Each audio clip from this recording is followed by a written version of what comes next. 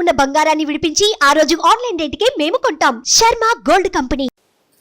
నమస్కారం, నేను గీతాంజలి. అందరికీ దేవీ శరన్నవరాత్రుల శుభాకాంక్షలు అండి. ప్రస్తుతం మనతో పాటు ఉన్నారు సమన్వయ సరస్వతి వాగ్దేవి పుత్రులు సామవేదం షణ్ముఖ శర్మ గురువు గారు. వారితో మాట్లాడి శరన్నవరాత్రుల సందర్భంగా అమ్మవారిని మనం ఏ విధంగా పూజించుకోవాలి, మనం ఎటువంటి నియమాలు పాటించాలి, ఎటువంటి నైవేద్యాలు అమ్మవారికి సమర్పించాలి, ఏ మంత్రాన్ని పఠించాలి, ఈ వివరాలు తెలుసుకుందాం. నమస్కారం గురువుగారు. నమస్కారం అమ్మా. చాలా సంతోషం అండి మిమ్మల్ని కలవటం. ముందుగా దేవీ శరన్నవరాత్రుల శుభాకాంక్షలు. శుభాకాంక్షలు. అయితే ఈ నవరాత్రుల్లోనండి అమ్మవారిని అలంకారాల ప్రకారంగా పూజించుకోవాలా లేకుంటే నవదుర్గలుగా పూజించుకోవాలా అనేది చాలా మంది సందేహం. అసలు ఎలా పూజించాలి అమ్మ? 9 రోజుల్లో ఒక్కొక్క రోజు ఒక్కొక్క దుర్గా ఆరాధన అని ఎక్కడ శాస్త్రంలో లేదమ్మా. నవదుర్గల పేర్లు మాత్రం ఉన్నాయి. అదే ప్రథమం శైలపుత్రీతి, ద్వితీయం బ్రహ్మచారి అని చెప్పబడుతూ మనకి దేవి మహాత్మ్య గ్రంథంలో కవచ భాగంలో చూపిస్తారు నవదుర్గల పేర్లు. ఈ నవదుర్గలతో ఉన్న శక్తి దుర్గని ఆరాధించడం 9 రోజుల్లో ఒక పద్ధతి. శ్రీ విద్యోపాసకులు లలితాదేవిగా 9 రోజులు ఆరాధన చేస్తారు.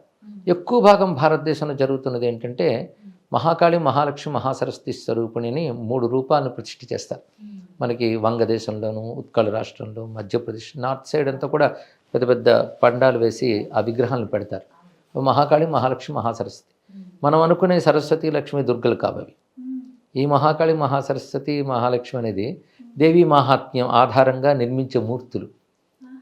అక్కడ మహాకాళి మధుకైటవ సంహారం చేసిన శక్తి మహాకాళి, మహిషాసుర మర్దనం చేసిన శక్తి పేరు మహాలక్ష్మి, శుంభ నిశుంభ సంహారం చేసిన తల్లి పేరు మహాసరస్వతి. ఈ 3 కూడా దుర్గ యొక్క రూపాలే. అందుకే ఇవి ప్రధానంగా ఈ 3 రూపాలను పెడతారు. ఇవి మనకి దేవీ మహాత్మ్యం చండీ సప్తశతిలో ప్రథమ చరిత, మధ్యమ చరిత, ఉత్తమ చరిత అని ఈ 3 చరిత్రలు ఉంటాయి. చివరి అధ్యాయంలో అమ్మవారు మరొక 9 రూపాలు చెప్తారు. అవి శాకంభరి, నందాదేవి, భ్రామరి రూపాలు. వాటిని కూడా అక్కడ ఆవాహన చేసి పూజించాలి. ఈ విషయం అంతా కూడా మనకి ఆగమాల్లో వైకృతిక రహస్యం, మూర్తి రహస్యం అనేటువంటి భాగాల్లో మూర్తుల్ని ఎలా పెట్టాలి, ఏ దేవతని ఎలాగ ఆవాహన చేయాలి, ఎలా పూజించాలని ఒక పద్ధతి ఉంది. అది శరత్కాలంలో చేయడం విశేషమని కూడా ఆ శాస్త్రంలో చెప్పారు. దేవీ మహాత్మ్యం చివరి అధ్యాయంలో అమ్మవారి స్వయంగా శరత్కాల పూజ చేసి ఇది పారాయణ చేసి హోమం చేస్తే నేను ప్రీతి చెందుతాను మాట ఉంది. దాన్ని అనుసరించే మన దేశంలో అనేక చోట్ల ఈ 3 మూర్తులను పెడతారు. ఆ క్రింద కూడా కొన్ని మూర్తులు ఉంటాయి, మనం పరిశీలించగానే పెడతారు. ఇది పెట్టి మళ్ళీ కలశ స్థాపన కూడా చేస్తారు. మూర్తి యందు కలశమనందు పూజ జరుగుతుంది. అదే సమయంలో బాలా పూజ, సువాసిని పూజ, వాళ్ళు కుమారి పూజ అంటారు దుర్గారాధనలో. శ్రీ విద్యలో బాలా పూజ అంటారు. ఆ కుమారి పూజ చేస్తారు, సువాసిని పూజ చేస్తారు సమయంలో. అంటే అమ్మవారిని విగ్రహంలో, ప్రతిమలో, స్త్రీమూర్తి యందు అంటే కలశంతో పాటు ఇన్ని విధాలుగా ఆరాధన చేస్తారు. అదే యంత్రారాధన వల్ల యంత్రమనందు కూడా ఆరాధన చేయడం కనబడుతుంది. ఇలాగా ఆరాధించడం మన దేశమంతా మనకు కనబడుతున్నదమ్మా. ఇది ఒక పద్ధతి. అది అలాగే శ్రీ విద్యా సంప్రదాయాలు ఉన్నటువంటి వారు కలశం పెట్టుకుని శ్రీచక్రంతో పాటు ఆరాధన చేస్తారు. వాళ్ళు సువాసిని లలితాదేవిగా భావిస్తారు. ఇక కుమారి బాలా త్రిపుర సుందరిగా ఆరాధింపబడుతుంటుంది. ఇదొక పద్ధతి. ఇక అలంకారాలు అంటారా, అది మనకి శాస్త్రాల్లో చెప్పబడలేదు. ఈరోజు ఈ రూపం అనే వర్ణన ఎక్కడా లేదమ్మా. అంటే ఖచ్చితంగా లేదు. మొత్తం మీద పరాశక్తిని ఆరాధించడం ప్రధానం. అది దుర్గా రూపం కావచ్చు, లలిత కావచ్చు, అన్నీ కలిపి ఒకే అమ్మవారు. ఇన్ని రూపాలు ఆ తల్లివే, ఆ జగన్మాత, ఆవిడని ఆరాధించడం అని. అయితే ఈ అలంకారాల పద్ధతి ఎక్కడొచ్చాయంటే ఆలయాలు బట్టి వచ్చింది. ఉదాహరణకు మన విజయవాడలో కనకదుర్గ అమ్మవారు, అక్కడ అనూచానంగా మనకి 9 రోజులు ఒక్కొక్క అలంకారం వేస్తారు. 10వ రోజు కూడా రాజరాజేశ్వరి రూపం ఉంటుంది. ఇలాగా అక్కడ చేస్తారు కనుక తెలుగునాట అందరూ కూడా వాటిని అనుసరించి ఆ రోజును పూజించాలి అని పూజిస్తూ ఉంటారు. అలాగే భద్రకాళి ఆలయం ఉంది మనకి తెలంగాణలో, అక్కడ మళ్ళీ వేరే రకాల అలంకారాలు ఉంటాయి వరంగల్లో. అది మంచి పద్ధతి. ఇది ఆలయాల్లో అది చూపించడం చాలా మంచిదే. ఇందులో మరొక భావం ఉంది. ఒకే దేవతకి రోజుకో రూపం వేస్తున్నాం అంటే అర్థం ఏంటి, ఇన్ని రూపాలు ఒకే తల్లి ధరించిందని ఒక అద్భుతమైన భావం మనకి కలుగజేస్తున్నారు. తద్వారా ఆ మూర్తులను కూడా మనం ఉపాసించడం జరుగుతుంది. కానీ మన ఇళ్లలో అలా చేసుకోవాలని అక్కడే లేదు. ఇక నవదుర్గల్ని విడివిడిగా పూజించడం అనేది లేదు. కొన్ని సంప్రదాయాల్లో ఒక్కొక్క రోజు ఒక్కొక్క దుర్గని స్మరించడం జరుగుతుంటుంది. నవదుర్గలకి, నవరాత్రులకి సంబంధం చూపిస్తారు, కానీ అటువంటి సంబంధం ఎక్కడ కనబడదు.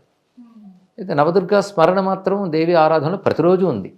ఈ 9 రోజుల్లోనూ శైలపుత్రి మొదలుకొని చివరికి సిద్ధిదా ప్రోక్త వరకు కూడా 9 దుర్గల స్మరణ మనకు కనబడుతుంది. కానీ ఒక్కొక్క రోజు ఒక్కొక్క దుర్గకి అని మాత్రం ఎక్కడ కనబడుతుంది. ఎలా కొలిచినా ఏదైనా అమ్మే చివరికి అమ్మవారికి అంటారు. వారి వారి శక్తి అనుసారం, వారి వారి శ్రద్ధానుసారం హాయిగా కొలుచుకోవచ్చు. ఇది పూజించే క్రమంలోనండి ఇంటి దగ్గర అసలు ఏమేమి మంత్రాలు శ్లోకాలు పఠించాలి అనేది, ఎందుకంటే ప్రతిసారి అయ్యగారు ఎవరు అందుబాటులో ఉండరు, ఒక్కళ్ళే చక్కగా పూజ చేసుకుంటారు. ఒకళ్ళు నలుగురు ఐదు కలిసి చేసుకున్నా ఏ మంత్రాలు పఠించాలి, దేవి స్తుతి చదవాలా, ఖడ్గమాల చదవాలా, లక్ష్మీ అష్టోత్తరం చదవాలా, లేకపోతే దుర్గాదేవి అష్టోత్తరం చదవాలా, ఇలా చాలా మందికి ఒక సందేహం అండి, వివరించండి గురుగారు.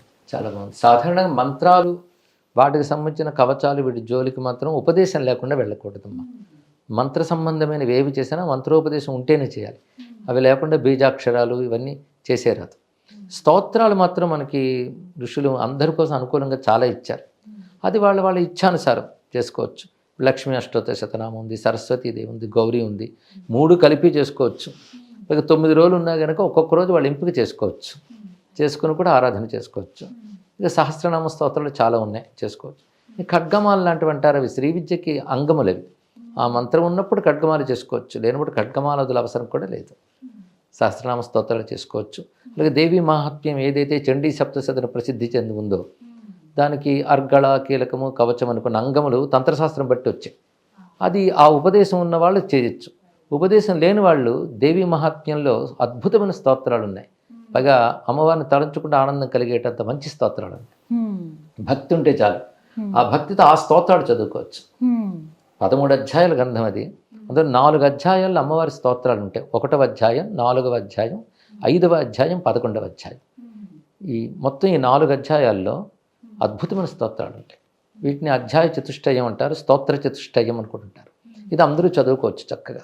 ప్రతివారు దీన్ని దీక్షగా చేస్తే మొత్తం సప్తశతి పారాయణ చేసినంత ఫలితం కూడా లభిస్తుంది. ఈ 4 చదువుతారు చేసుకుంటున్నాం. దానికి పెద్ద ఉపదేశాలు, దీక్షలు ఇవేం అక్కర్లేదు.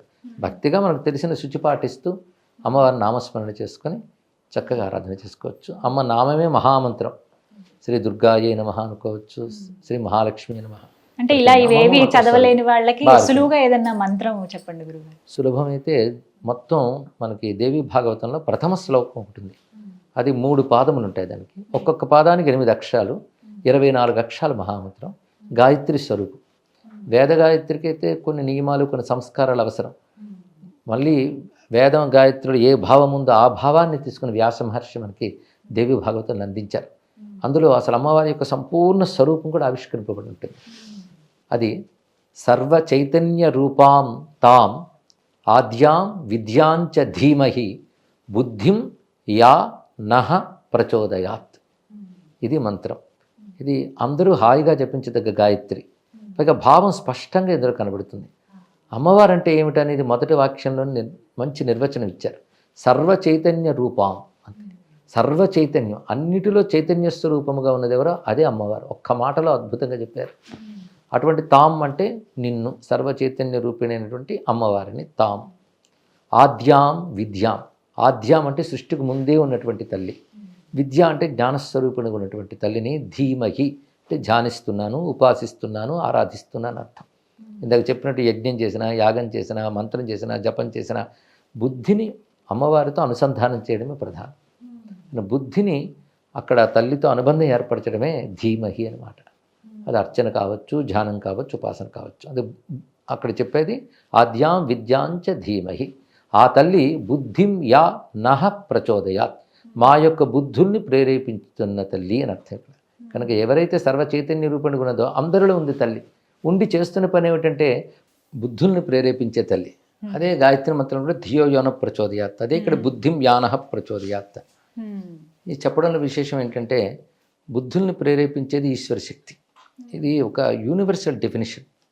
భగవంతుడు అంటే ఏమిటి, భగవతి అంటే ఏమిటి అనే మాటకు అద్భుతమైన నిర్వచనం చెప్పారు ఇక్కడ. సర్వ చైతన్య రూపిణైన తల్లి సృష్టి కంటే ముందు ఉన్నటువంటిది, జ్ఞానరూపిణైనటువంటిది. అది సర్వబుద్ధుల్ని ప్రేరేపించే తల్లి. ఎవరి బుద్ధిని నహ ప్రచోదయాత్, మా బుద్ధిని ప్రేరేపించే తల్లి అన్నారు. మా అంటే సర్వజీవుల యొక్క అని ఇక్కడ అర్థం చెప్పుకోవాలి. అయితే అందరినీ వారి కర్మలను అనుసరించి భగవంతుడు ప్రేరేపిస్తాడు, కానీ ఆశ్రయించిన వాళ్ళని తన కరుణ కొద్దీ ప్రేరేపిస్తాడు. ఇక్కడ ప్రేరేపిస్తాడు అన్న ప్రేరేపిస్తున్నది అన్న భేదం లేదు. అందుకే ఆ పరాశక్తి ఆశ్రయించిన భక్తుడికి ధర్మం వైపు, జ్ఞానం వైపు ప్రేరేపిస్తుంది. అంటే సద్బుద్ధిని ప్రదానం చేయుగాక అని దీని యొక్క భావం. ఇది ఒకటి అందరూ గుర్తుపెట్టుకోవాలి. చాలా చక్కగా వివరించారు గురుగారు. మీది చాలా విలువైన సమయం మా కోసం ఈ శరన్నవరాత్రులు కేటాయించి ప్రతి ఒక్కటి కూడా చాలా వివరంగా తెలియచేశారు. ధన్యవాదాలు. ధన్యవాదాలమ్మా. ఆదిశక్తి భారతదేశాన్ని సనాతన ధర్మాన్ని రక్షించాలని ప్రార్థిద్దాం. ధన్యవాదాలు.